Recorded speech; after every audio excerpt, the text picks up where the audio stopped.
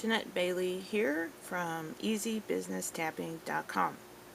And one of the questions I got today was, how come it's so hard for me to say no? And how can I make it easier to say no? Okay, so let me give you a few tips on this. A lot of people are, we're sort of conditioned to, well, let's go back. Okay, let's go back to like age 2, the terrible twos. One of the things we say the most when we're around 2 to 3 years old, we say no a lot. It's the first time that we become independent from our parents, and we say, pick up your toys. No, no, no.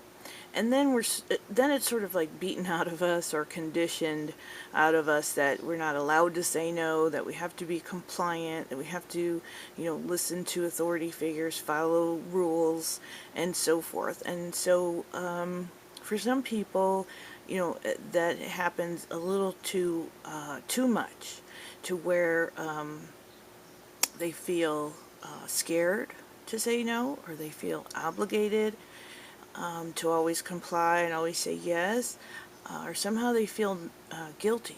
I think there's a book out there saying, when I say no, I feel guilty.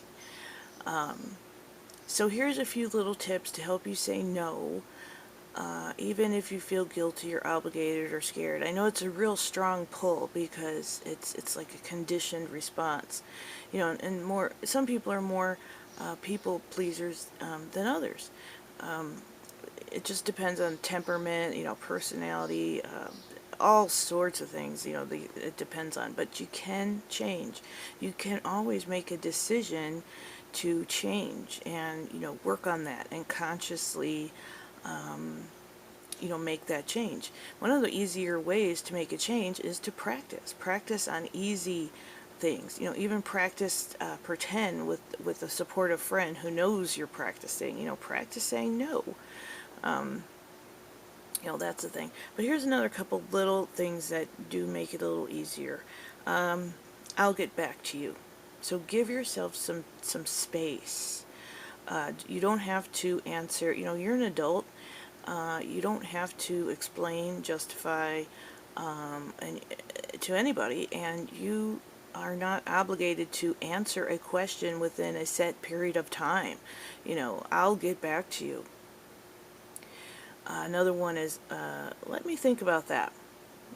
That's another way to give yourself space and time. Separate yourself from the question with some space and time. And it's true, you do need to go think about it. You don't want to give that automatic answer, right? You want to go think it over and think, well, what do I really want? Do I really want to do this, or am I feeling obligated? So if you're feeling any kind of mental fog, F-O-G, fear, obligation, or guilt about saying yes to something or no to something, that's a clue that you need to think that over a little bit more. Another thing you can say is, well, I'd prefer. I'd prefer not to. I'd prefer to do this instead. Something like that. So you're giving your preferences, which is not the same as demanding, and it's not doesn't feel as cold-hearted to just outright say no. I mean, if you can, go for it. If you need to just say no, no, no, period. That's just because. And that leads me to my other thing is, well, why? Well, because I just don't.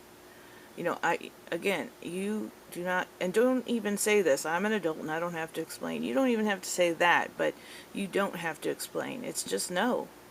I just don't want to.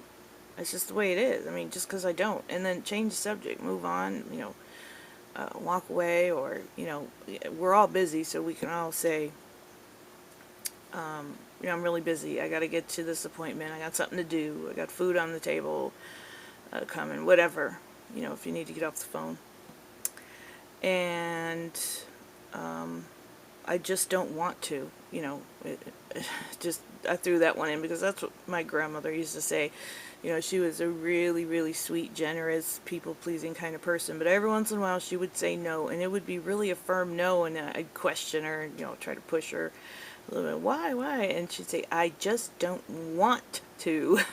And that's when we knew, okay, the no is no, and we're not getting around that one.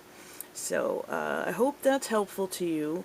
You can say no even if you do feel guilty. Say no anyway. Practice it. Really think this over. Think about what things sort of pre-plan it too. Like from now on, I'm going to say no if I'm asked, A, B, C, D. Make a list of things that you want to start saying no about so that you're sort of prepared in advance. Practice with supportive friends. Practice with yourself.